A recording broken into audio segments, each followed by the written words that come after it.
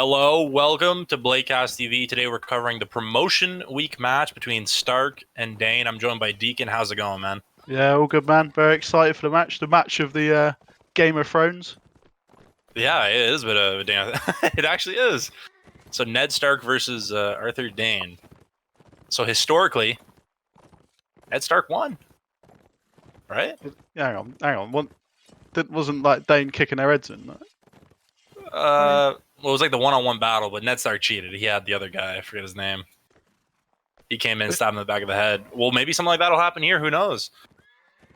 He was the Sword of the Morning guy who everyone loved in like the 5-second Yeah, he clip, was which was crazy. the only good bit of the last series. Right?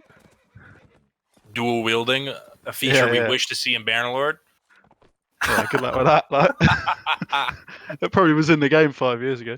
Yeah. Well, I mean, so it's Stark, the Div A team, Dayne, the Div B team, and Dayne maybe a bit of a shock to the scene, right? Mercenaries players, not somebody you'd expect to be punching towards the top of the scene. What do you think about the Dayne team? Yeah, they've been doing really well, and I think quite impressively strong across the board. I think last season they were in Division C. They did win the division, and they've just got really nice players in every position. Aiku, he's a really classy little infantry. Rainbow, he needs no introduction, of course. The former FT, a few other team. Archer, absolutely devastating Archer on his day, one of the best possibly ever. And then Edric, their captain, kind of commander, does loads of work as Cav, a great lancer, and then just lots of kind of strong players. I think at the start of this season, I would have said Stark should win this quite easily, but I think Dayne are in form, and it should be a really close match. I mean, when you look at the rosters, it's quite evidently a match between old and new. Stark guys boasting a lot of older players, right? You know, they got Red War, Meldo. I mean, what is that, a Russian team mostly on the Stark side? They're mainly Polish. They used to be mainly Polish. But looking at this team, yeah, it's a complete mix, to be honest. You've got Ayla, Einar, Azarekt, I think Longinus are all Polish, and the rest are a mix. So you've got a couple of Russians. Meldo, is he from Scandinavia, I think? I think he's Finnish guy. Yeah, O'Neill from Ireland. So big mix of players. So not quite the. So this is like the leftovers of that kind of Black Eagles team, which was making a few waves some time ago, and they filled out the rest of the roster. Red War's obviously been in there a long time. I mean, he's an absolute veteran. A few other veterans in the team as well, like Meldo's been around a long, long time. Zoika, of course, controversial figure, but always, Indeed, always a dangerous infantry on his day. So yeah, like you say, a lot of old heads going up against a kind of young, probably a slightly more ambitious team, perhaps, in Dayne. Well, you know, maybe this kind of week lights the fire underneath you, right? Like Stark, you're thinking about, you know, we could go down Div B. This could be embarrassing. Dayne probably really hyped up. They want to go into Div A, but I mean, for Stark, he can't be too worried. Veteran players usually handle the pressure a bit better, right? And I think when I last saw Dayne playing against Donor, another group of more veteran guys, they kind of crumbled under the pressure, right? They were up 3-0 and then maybe got a bit overambitious and fell down. How do you think like the mental game plays out here? It's really hard to say, to be honest. I think there's a few players in this this Stark side who I'm always impressed with their consistency. Certainly, that Black Eagles lineup seemed to perform a lot better than perhaps its roster would suggest. Not that it was a bad roster. So I think they're definitely going to be in a solid place. We'll see what Edric can do with Dayne. Like you say, they did crumble a little bit. On the other hand, Donor just destroyed NWO 10-5 in their promotion match. So actually, that result perhaps not looking too bad for Dayne, who'll be looking to get promoted. I mean, typically what we see is it's a common theme. Newer teams struggle against the veteran teams, not necessarily with the better players, but with the good tactics. You know, the good strategy. They stick together. They don't do dumb plays. So, you know, if you're Stark here, maybe just don't try anything too crazy, right? Just I agree. Yeah, keep it simple. I don't know how simple you can keep it though when you've got players like Rainbow, because they need shutting down. So you're going to have to take some risks, and it looks like that's what they're going to do. Pressure them with those javelins. Oh! Wow! That's actually filthy. That's an imp down. They're just charging in. And you know what? That's probably the best option. Don't let those archers really set up. They're going to be stuck in the open. The Cav not going to capitalize. Rainbow backing up. Oh, here comes. Oh, Alan. The stairs. Gonna do a charge. Nice bump there. O'Neal picks up the kill. And a bit of a skirmish here in the field. Not the best. Cap goes down for the Dayne side. And Murloc's gonna get taken out. Really not looking too good. Dayne just caught out here in the field. That javelin leading to everything else. 2 kills go straight towards the Stark side, but Rainbow firing back. Probably a bit too little too late. Azurek gets there, picks up the kill on Rainbow. But not before he, I mean, like you said, Rainbow deadly, and he showed it right there. Even, you know, went down swinging. 2 kills. Headshots. Yeah, you see how lethal Rainbow can be, but definitely not enough. Wonderful stuff by Start there, and that's what you're talking about, that veteran mentality. They know you take that kind of initiative early on, go fully aggressive, get that initiative in a fight, get that momentum, and I mean, Dayne were just falling back for the whole thing. They got divided, they had the wrong weapons out, they got completely spread out and massacred. That was absolutely masterclass there in what's doing a first round by Start. And you know, it's that kind of intuition that team has. They know, because sometimes you got to pick. Maybe it's not the best idea to push, but right there on that bridge, the team recognized it. They're like, "Hey, this is a terrible position. Their archers won't shoot," and they just pushed. And really, Dayne was a mess out there. The Cav just came in. They couldn't do anything with the all pikes. So great round for Stark. And it has to be confidence booster, right? You know, always taking that first round's the best. Yeah, especially with Nords, you get that first round and you're then thinking we can get a 3-0 here, and then what, you only need 1 round and you're already looking at advantage. It's really a confidence booster. Swider on the other hand, of course, they only need 1-2 rounds and their snowball can start. We'll see if the All Pikes can do a bit more here. We're going to need to see stuff from Edric, I think. Otherwise, it's going to be tough to break through the Stark line because the infantry are outnumbered as well. We've got 5 Nord infantry versus the 4 on the Swardians, so they really need to kind of just stay alive a little bit. Lands a bump lancer on Rainbow, trying to go on to the side. Will that damage be key here? And Red, we're putting some shots into the Cav. Fight's gonna be on the fly, gets bumped over. Unable to capitalize. The Nord infantry moving forward. Looks like they're hitting more hits. Start. Longinus picks up the first kill on Flavius. Finn's caught out in the middle. O'Neal picking up the kill on Murloc. These are gonna fire back towards O'Neal. Oh, TK for the Stark side. Doesn't look like it matters too much though. Relatively close, but again, Stark really pulling forward. And despite those little blunders, really still felt like it was all in Stark control. Yeah, looking pretty clean round there. I think something to kind of look out for in that round, and it was really well played by Red War. He knows you shut down Rainbow on this team. That's one of the big threats gone. So he was stuck Rainbow in a 1v1. There's no flanking pressure. You haven't got Rainbow shooting into it, and the infantry are just outnumbered. You take him out of the game, and I think Stark will be looking pretty confident. So more of that, please. And despite the all pikes, the Dayne Cavs struggling heavily.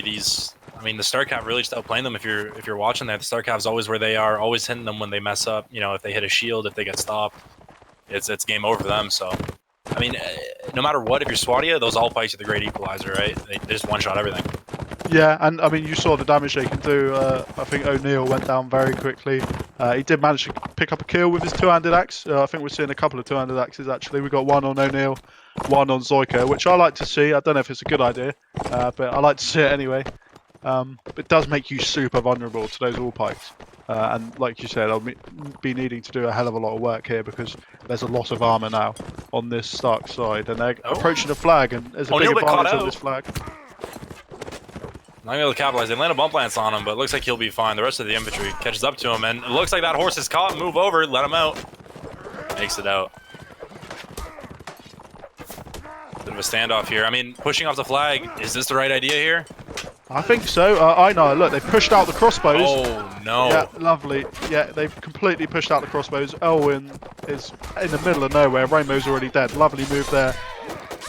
Take a look at Red War here, just firing. Not a care in the world. None of the Cav even want to think about it. Yeah, this is a field day for the Stark side. They're killing each other. That's how easy it is. Bump to the ground. Cloney goes down. Executed. That's a clean set. For Stark, that's clean. Yeah, really nice stuff there. I think that infantry advantage kind of paying dividends as well. Stark managed to send 2 infantry all the way around to push out the crossbows. And when crossbows are pushed out, they can't fire, they can't do anything, they can't even reload. Absolutely useless. They're lobbing them with jabs. And then you saw the infantry just kind of on cleanup duty. I mean, if you're Dayne, you hope you can replicate the performance here. You never want to go down 6 on the first map. It puts a big mountain in front of you to climb.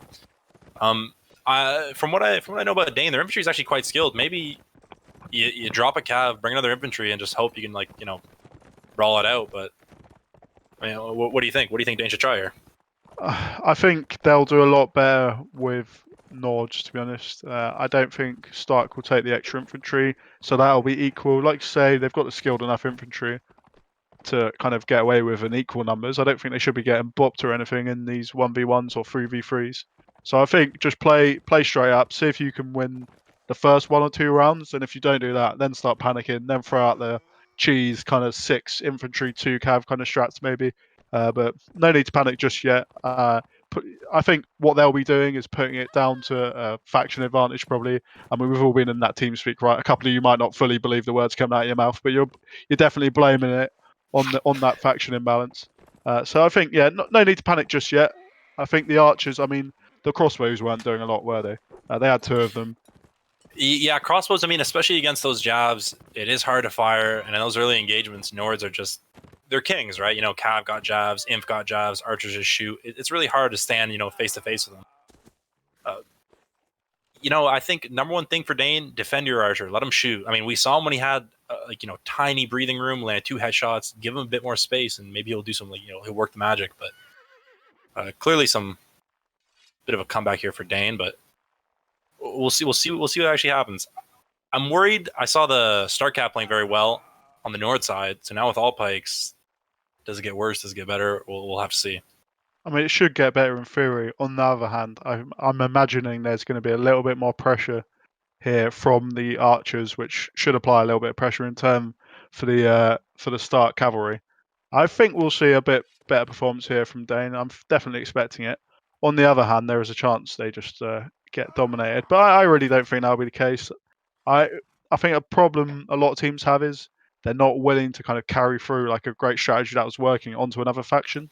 I'd like to see Stark kind of just carry on with what they're doing. To be honest, I don't think you need to necessarily change it up, but I think they'll probably become more conservative just because they're playing as Swada, and that should give a little bit of room for the Dane guys to come back into the match.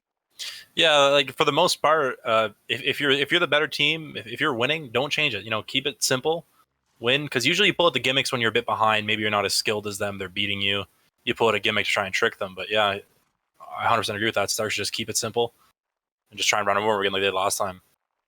But another thing, Red War was doing quite well. Crossbows, it's really easy for a cav to just go up to a crossbow after he gets his one shot out. You just kind of sit there within his area. You see him trying to reload, just go hit him. So hopefully this will be the space that Rainbow needs with the archer instead of the crossbow. I think it should be, and I think that is another thing Stark did well. They were really focused on shutting down the crossbows. I mean, it's one thing to try and shut down some of these players. I know from grim experience that it's not always successful. Because you saw in that first round, they only need a minute, a couple of seconds, 10, 15 seconds, and they can absolutely turn around on its head. So, I mean, Stark did brilliantly to shut them down. Even if it was a few mistakes, I think, and a bit of nervousness and just a little bit of a lack of kind of confidence almost from the Dane guys. It always is that little, icebreaker, that first set. Both teams kind of feel themselves out. Like you said, Dayne, probably nothing to worry about. You do blame the faction imbalance. Both teams taking a bit of time to get ready here. Maybe one team's thinking about something unique, maybe, or a bit of drama here in chat. Not sure what's going on. Yeah, not sure. Looks like they're going to be going ahead.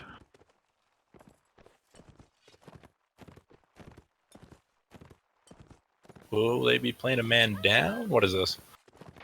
They have a guy in. They have 2 guys in spec, so. Yeah, I think they're waiting for someone, but they're a no-show, so we should be going ahead. Well, I imagine Nords have an advantage on this map.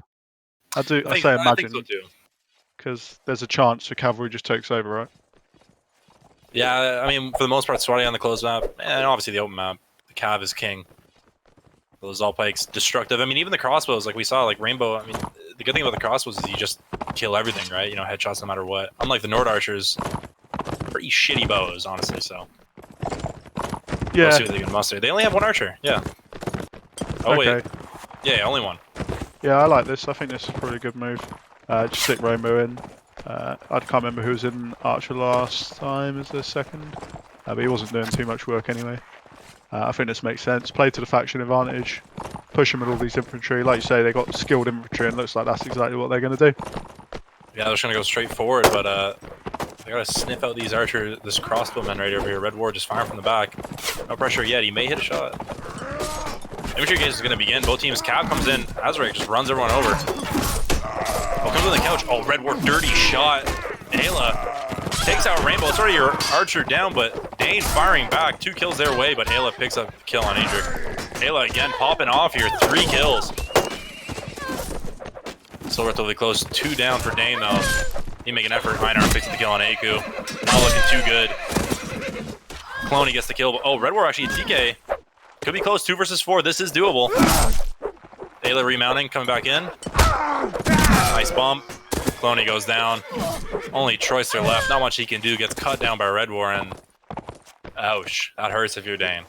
Wow, Ayla, absolute MVP performance there. 3 kills, but more than just 3 kills as well. Multiple knockdowns, completely dominant, and that's what we're talking about. That long all pike, like you said, would it be more dangerous in the hands of these Stark Cav? And the answer is a resounding yes. Absolutely brilliant from Ayla. Even as the knocked over. Hello. Yep. Sorry, I've been disconnected from the server for some reason. Oh, okay. Well, yeah, like you were saying, even Azarek, despite not getting kills, yeah, he did have some bumps there. I mean, this Stark Cav just outplaying them, and on Swadia, that's what you love to see. It's your #1 thing. And you know, we saw Rainbow go down very early there, which just sucks if you're the Dayne side. You want him shooting. He's your difference maker, right? Yeah, they had. There's a few moments as well when had a cavalry bang to rights who'd been knocked over. He was dismounted. He was about to lob a javelin in his head, and he just missed by about a millimetre. And it's small moments like that which really change matches. And I think there was moments where they almost came back into the match. Oh, Dayne actually picked up the kills. Your engagement over towards the ruins. 2 kills go toward. Oh, but 3 immediately go back towards the Stark side. Stark really just showing their grit here, their mettle. Even though they lose the first 2 kills, they pick up 6 right back without conceding a single death. Cloney's gonna go down. There's nothing left. Oh, can't even win the 1v1. Zoiga just finishes him. Ayla, absolutely devastating performance here by Ayla. Completely sensational stuff. And I mean, Ayla's been really coming along as a devastating cavalry, and perhaps announcing themselves into the scene big time here with an important high stakes match and absolutely devastating stuff. And Dayne, they need to start mixing things up. They need to start going wild or doing something different, because this is very, very quickly falling out of their hands. Yeah, you need at least 1 round here. You don't want to let it go 6-0. It leaves you with only the possibility of tying, which everyone hates to see. Around the corner, Vince almost walking into the all bike. O'Neal just spinning around. Shoot him. He's going to keep that all bike out 2-handed. The cow unineffective. Flappy's picking the first kill, but 3, 4 right back. Meldo. Oh my goodness. Ayla still going off double kill. O'Neal. Oh my goodness, man. Huge swag plays there by O'Neal. He's kind of confident, so they can see they're feeling it. They're going wild. They're just swinging in. They've got 2-handed axes out in the last set. They're all piking just without shield in this set. They're starting to style here, and it's getting pretty brutal. And you know, I was watching the Cav there on the Dayne side. That's like, to me, it seems like the frustration play, because you're unable to get anything happening. So you go in behind the infantry thinking maybe you just get a bump or something like that, but like instantly stopped. O'Neal, nothing to stop him out there with the alt bike 2-handed. And I mean, pretty much out of all the factions, that is the deadliest anti-cav weapon.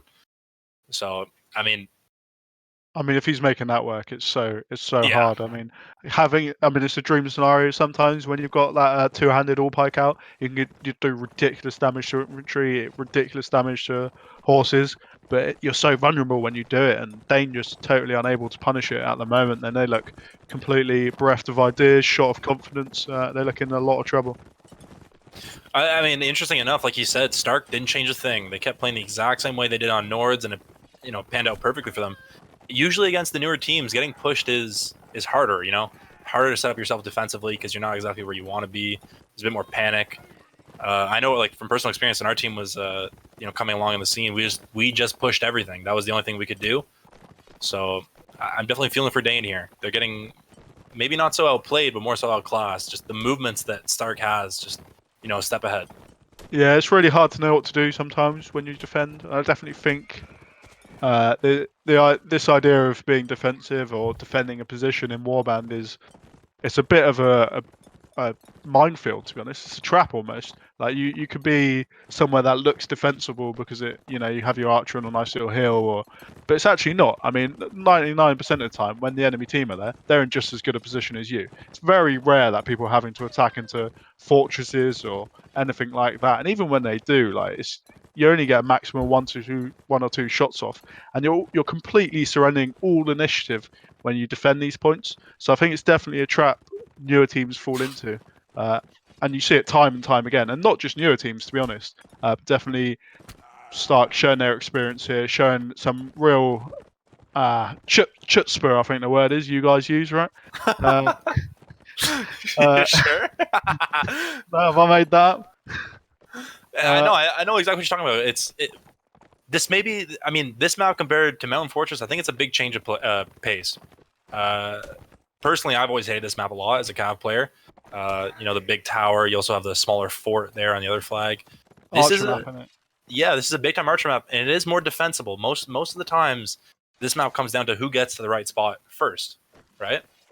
So, I mean, unfortunately, that definitely weighs in Stark's favor, right? They've had more initiative the entire match, but maybe Dayne can pick it up here. I agree, but there's also more kind of defined positions on this map. There's areas where you can definitely reach before the enemies.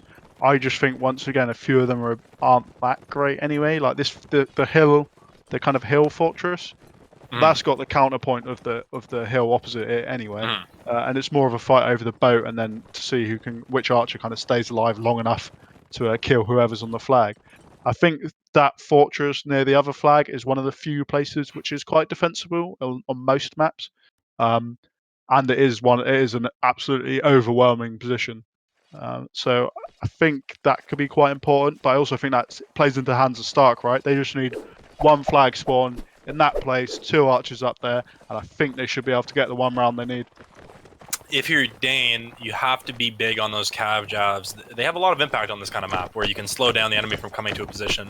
You can harass their archers and stuff. So, I mean, if it spawns over by that fort in the frozen river, I think it's personally game over for Dayne. There's Stark's looking way too good to give that up. Red War's been on, he's been on point hitting the shots, and unfortunately, this is a big time cav map as well as it is an archer map, and the Stark cav just looks, leagues better. But it's going to spawn over there in the lake by the boat. The big towers. That's good complaint, I think. My issue here is I think you're bang on the money talking about having to kind of harass with those javelins, but that's something you want to do when you're feeling a bit confident. That's something what you can do when you can take a risk, right? Because it doesn't matter if you just lose that 1 extra cav. When you've been bodied 6-0 in the first set, can you afford to take the risk on these jav fights and lose a guy early on? I don't think you can. When you look at this right here, I'm wondering how come the Dayne infantry is going right by the stairs. If I was commanding this personally, I'd push them out into the open, use those javs, pin them down, and have my archer just firing. But it looks like they're going to give up positioning. They're just going to give them the hill. I think they're just too worried about losing a man. He's going in with a couch. Holy wow! Okay, they land a shot. Not bad. It's a bit of harass damage. Oh, risky though. I mean, lack of confidence. Definitely not Edric, right? Or is that the kind of confidence you get, when you're about to get beaten up and you take the first swing before you get your head stamped on? Yeah, the adrenaline rush, right? Yeah. I mean, this is the classic standoff we usually see. I think Dayne had a big opportunity here to slow them down, but it looks like they're trying to go for the flag engagement. This does become a bit of an archer battle. Red War. Okay, there you go. Flavius picking up the first kill. This is good. Take it slow now if you're Dayne. Cat comes in, big bump. Oh, the infantry not looking out. They're going to survive. Halo going to come in. But this is looking good for Dayne. Flavius really popping off. Cloney and Flavius, jab lords. This is what we were talking about. Cloney, good work out here. Dayne really staying alive here. They really proved a lot here. Like, they can take rounds, right? That's all you need sometimes. Yeah, they needed that big time, and Cloney, I mean, I've been on that flag many times. It's a total nightmare. So absolutely huge work there by Cloney. Not only does he stay alive, he picks up 4 kills. He's picking up jav kills. He's smashing people with his axe. Absolutely top-notch work there by by Cloney, and we need more of that. And like you say, a big confidence boost. They can't make a mistake though, so obviously we're still favouring Stark, but great to see them get that round, and we'll see what they can do. I mean, when I say they needed that round, obviously they needed to win, but like that kind of round, not a closely contested battle where you barely edge it out, just a stomp, right? That's like, okay, yeah, you know what, we can compete, we can throw punches too. Yeah, only giving up 1 kill actually. Pretty impressive stuff. But you know, the threat of that frozen river by the fort flag looms over Dayne here. They need to have some sort of contingency plan, and here it is, this dreaded flag. Yeah, this was what I thought might be the problem here, because these Stark archers, I don't think they're quite as good as Rainbow, but like Meldo, Red Wall, you stick them in this tower, it's going to be pretty horrible to fight beneath it. And they're going to need a strong plan in place, and I think they're probably going to try and approach it from that kind of across the bridge and push over, or they'll just try and ignore the flag, because Red Wall is set up very nicely in these kind of stones, and it's a nice little crossfire here. Perhaps the Dane infantry need to move the long way around if the Stark infantry are by the rock protecting Red Wall. Yeah, Rainbow coming around the corner. It is so tough to peek as an archer, right? You know, drawing that bow back, so deadly. But I think really the only option Dayne has is to go around, right? The long way, push them out of the rock. So you don't really have a crossfire. It's just going to be Meldo firing on top of you, but both teams a bit hesitant. Yeah, leaving it quite late actually. Yeah. I wonder what these Dane infantry are going to do. I mean, if they can't push through this middle bit, it'll be Rainbow lands the first shot. And you know what, though? There you go, Stark. That's a big thing about the veteran players, right? I mean, some newer archers would probably just... Oh. Meldo just kills Flavius right around the flag. Maybe he was a bit unaware. Good, nice foot shot there, but... Like I was saying, the veteran archers and the veteran players just willing to, you know, give up the battle. They're not trying to fight. It's like the cav, right? More veteran guys are going to give it up. He's not willing to cav, but Red War's going to back up. Smart by Red War. Knows they'll win if they stay alive. Wow. That's what we're talking about. We want to see Rainbow pop off. Disgusting shot there on Siema, but Ayla, you know, still hot from his last set. Gets torn. I mean, not down by much. It's only 1 kill difference, but Stark infantry on the flag. Cloney going to approach alone. Where's the cav? Ayla still popping off. Picks up the kill on Elwyn. He's clearly not done yet with this match. Comes in, big bump. Cloney going to go down. Gonna survive actually, barely. Einar picking up the kill. This is not looking too good for Dayne here. Gotta pull someone out. Cloney. Nice spear work on the flag. Rainbow, nice kill. This is still winnable. 4 versus 6. Edric picking up the kill there. There's 5 seconds left, first over. They need... Oh yeah, the flag. Too high. There you go. Hey, no, way too strong. Stark will stay in Division A. Yeah, quality work from them. Ayla, I mean, she's got to be, I mean, one of the best cavalry, certainly in that kind of lower part of the division. Wonderful work by her. And, I mean, Stark proving themselves. King of the North. I don't know where Dayne are from. I think they're from the south, so no idea lore-wise whether that's a thing. But quality work, really, from Stark, who romped to an easy victory. Yeah, the Stark side played well, and I guess we kind of expected this, right? The veteran play, the assertiveness of the Stark side might just beat out the newer, you know, the newer, I don't know how to explain it, just like the newer strategies, not even newer like newer player strategies, I should say. Yeah, so, I mean, they just looked full of confidence, didn't they, Stark? And this is something I admired about the Black Eagle team. I know they're not all the same player, all not completely the same roster, but they had this kind of confidence, and they were quite new to the scene back then, but they were playing with this kind of supreme confidence that always sets apart teams like this at this level. And you can see that here. I mean, Ayla, utterly dominant, but all the players kind of playing super solidly. And I think you were really right to point out Red War kind of backing off. He took a bit of damage, because it's those kind of decisions you make where you don't take that extra risk. You've got a man advantage, you back off. You just play the advantage, you play the numbers, and if all you need is 1 round, that's always the right move. Yeah, it's the willingness to make the... What's the safer play? Maybe it won't get you as many kills, but, you know, it's the round-winning play. I mean, right here, do you think... I mean, is there anything to play worth playing left? Is there points or anything on the line? Is there round differential, or is this just... They're just playing for fun now.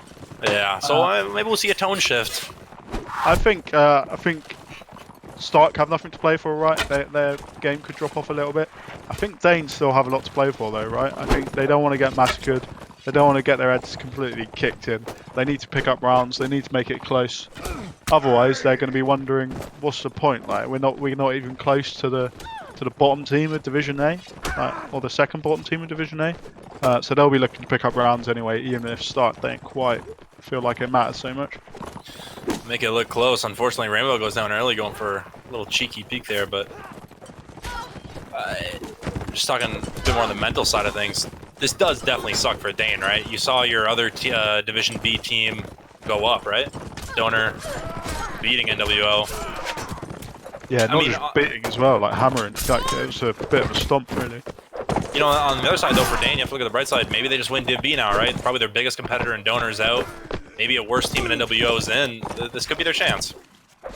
Yeah, definitely. I mean, that's kind of what happened last season. They didn't manage to get promoted from Division C, but they went on to win the division, which probably, I think, when you look back on as a player, it's probably better, right? You can be like, we won a tournament at least.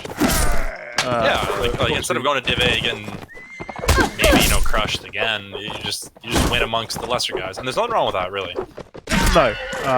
On the other hand, I guess it kind of underestimates the kind of impressive feat of the players who do manage to stay in that division, who do kind of play at a lower level in those higher divisions. It's no mean feat to kind of stay at that level, but obviously you don't really get the silverware or the kind of plaudits you'd get for winning something like Division B, even though it's much more difficult, really. I mean, an achievement, it is still an achievement nonetheless, right? No matter what, winning Div B, you still beat a lot of decent, maybe even some good players. Like, it's hard to say that all of Div B players couldn't play in Div A. I mean, there are some of them that could, and some of them obviously couldn't, right? Division B's probably the strongest it's ever been, I think. I'd definitely say Division A a little bit weaker, probably missing one or two top teams. But Division B, this is a really kind of tightly contested kind of Division B. There's lots of good teams in it. So yeah, no mean feat at all to win it or get promoted from it. So I mean, that'll be a feather in the cap for Dayne if they manage to pull it off anyway. And if they've won Division C last season, and if they're aiming to win Division B this season, then we all know what they'll be expecting to do in the next season. Yeah, it's the path of Division A. It's the journey you gotta take.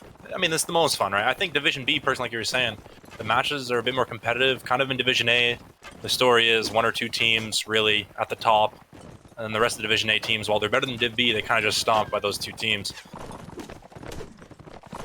I've seen a bit more here from the Dayne Cavalry. Yeah, I mean, I think when there's less pressure like this, maybe they just perform better, right? They're not really... They've lost already, they're just going to play how they normally play. Meldo, nice shot. I mean, even then, Stark side's still playing well. Edric, though, picking up 2 kills.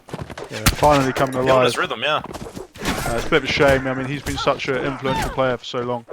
Who's the caller for the Dayne side, you know? I believe it's I think Edric he is does the calling as well. That's I believe so. I think that's the hardest class to call from. Yeah, I mean, you're a Cav, so you would say that. Yeah, but it's not just that. It's like the positioning, right? You're kind of trying to go around, get info and stuff, and then you're not really seeing where your team is, what your team's doing. I think Archer would be the best, but also, who knows really? Maybe he just has the best leadership qualities. I think it's one of these teams where he's like the de facto leader of the clan. He's like the leader of the mercenaries team. He's like the main man for this team. So I think it's all kind of revolves around him. Yeah, like a kind of Noob Juki kind of style thing, where he's just the main man. I mean, for the most part, to me, at least to me, it seems like Dayne's just biggest issue is getting over that hurdle of these veteran teams just making the right plays against them, right? Yeah, it's hard to say, isn't it? It felt mental to me tonight, or like to do with commanding or shot calling, whatever you want to call it. Because skill-wise, I don't think the team's any worse. It might be better in some areas, but you saw players like Edric who usually put up great numbers, not being able to pick up kills. I don't know if it's the stress of commanding or having to do too much. So I think skill-wise, so like you say, yeah, not getting over that hump of dealing with veteran players for now. So we'll see what they can do in the future, because they've definitely got the skill, but transferring that skill to being able to kind of have the commanding and that kind of cohesion, and just players, kind of veteran players, knowing what to do at the right time without being told what to do. makes a big difference. Yeah, I mean, it definitely took, as a guy who like entered the scene much longer after you, right? Newer. I remember whenever I was first beginning, it's hard to get that idea out of your head that you want to make like a big play, right? Especially as a cav, you see like somebody standing on the opening, like I'm gonna go couch him, right? But like sometimes it just never pays off. It just results in something worse. It's all about like weighing the risks and the balance. Is this worth it? Da da da. But I think as a team, that they just haven't found that like the perfect how to explain this, like the time to attack, right? Feels You like they see, lack a you bit see of when your enemy's identity, weak. doesn't it? Like Yeah, there's like not. It's like they're just playing Warband. Like they'll turn up their strategy, and there's nothing wrong with it, and they're doing very well with it. But there's not like this is our plan. Like it's like we're going to turn up, we're going to do a kind of pretty standard thing, and we'll kind of hopefully win on skill. But the problem with that is that works right when you're outskilling your opponents. But as soon as you're not outskilling your opponents, or as soon as you're playing against a team full of veterans who are doing kind of interesting or different things, it can fall apart quite quickly. and then the mentality also plays in, especially for most skill based teams. Whenever you do usually play on that, I'm better than you. Our players can outplay your players, and you get beat. It always hurts your confidence more than it hurts the other team, right? Yeah, because you don't have the ideas to back it up, right? I remember there used to be so many teams in Europe. I think one of the big ones I'd kind of say is one to look at, which kind of played in quite a unique style, would be Irish Rebels, and they played with this really heavy archer style. And no matter what, it didn't matter how much they lost against big teams or whatever like that, they always had this style, and they'd always reliably kind of go with it. And they played these three archers, and it worked for them really well, and they had this identity, so it didn't matter when they lost. Whereas I think, like you say, when you're a kind of like a skill-based team, when you lose, what do? You haven't got an identity to fall back on. You can't just kind of, we'll just fall back on our like free archer strat. You just fall back on losing. It just is such a blow to the confidence, because it's always that you want to win because you're better than them. But like when you start losing, you think in your head, oh, I guess we're actually not better than them, and you start playing worse. It's a snowball effect. But Yeah, I think we might as well wrap things up here. The match is over. They won it in 3 sets. Huge congrats to Stark for surviving, but also huge congratulations to Dayne. It's no small feat to make it to the promotion match. And you know what? Definitely bright things ahead, right? yeah. I think they've done really well. They look stronger and stronger each tournament. It's great to have some of our mercenaries, brothers and sisters, coming over playing in native tournaments, and they've been a great addition to native. So yeah, hopefully you see more from them. Yeah, for sure, man. I love to see the other mods come and play with us. No animosity between us, right? I think they've enjoyed their time in Warband, and like you said, it's, at least in my opinion, it's awesome to see new life, right? After this many years we've been playing. Definitely, it's always amazing to see all the players coming over, especially all those merch players. So many of them come over, being a really big impact. And like you say, I mean, it can get a bit boring, I think, watching just the same old players compete. So it's always great to have some new blood. Especially ones who are pretty skilled, right? Not just ones who come here and just get beat up. But it's been a fun stream, honestly. Despite the match being a bit lackluster, I think we had a good time. I'd like to thank all the fans who came to watch. I don't know how many. I don't have the channel up right now, but thanks to everyone who came to watch. We'll be signing off. It's been me and Deacon. Any last remarks? Yeah, thanks for having me. Fun as ever. Yeah, good luck. Thank you, man. Okay, guys. Good night. Thanks for watching.